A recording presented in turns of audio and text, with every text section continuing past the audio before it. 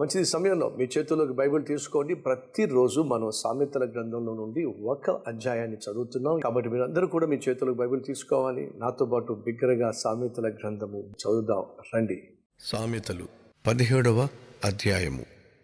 రుచి అయిన భోజన పదార్థములున్నను కలహముతో కూడి ఉండిన ఇంట నుండుట కంటే నెమ్మది కలిగి ఉండి వట్టి రొట్టె ముక్క తినుట మేలు. బుద్ధిగల దాసుడు సిగ్గు తెచ్చు కుమారుని మీద ఏలుబడి చేయును. అన్నదమ్ములతో పాటు వాడు పిత్రార్జితము పంచుకొనును.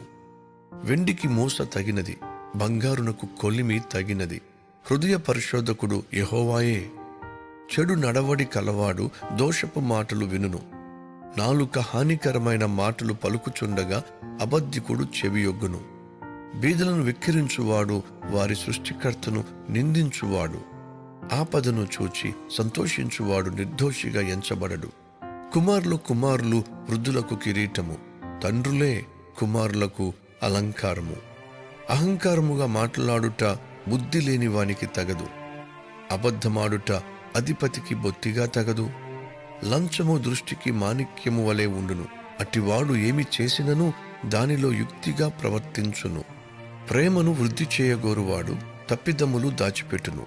జరిగిన సంగతి మాటిమాటికి ఎత్తువాడు మిత్ర భేదము చేయును. బుద్ధిహీనునికి 100 దెబ్బలు నాటునంత కంటే బుద్ధిమంతునికి ఒక గద్దింపు మాట లోతుగా నాటును. తిరుగుబాటు చేయువాడు కీడు చేయుటకే కోరును. అట్టి వాని వెంట క్రూర దూత పంపబడును. పిల్లలను పోగొట్టుకునిన ఎలుగుబంటిని ఎదుర్కొనవచ్చును గాని మూర్ఖపు పనులు చేయుచున్న మూర్ఖుని ఎదుర్కొనరాదు.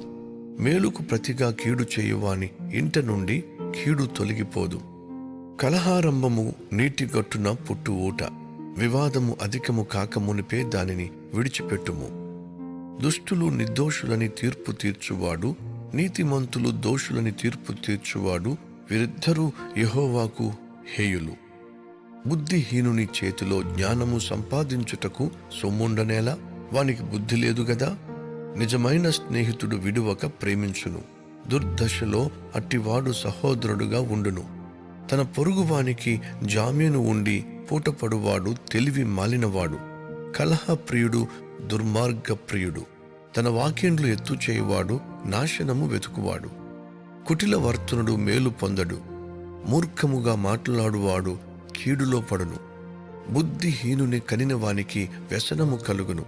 తెలివి లేని వాని తండ్రికి సంతోషము లేదు. సంతోషము గల మనస్సు ఆరోగ్య కారణము. నలిగిన మనస్సు ఎముకలను ఎండిపోచేయును. న్యాయ విధులను చెరుపుటకై దుష్టుడు ఒడిలో నుండి లంచము పుచ్చుకొనును.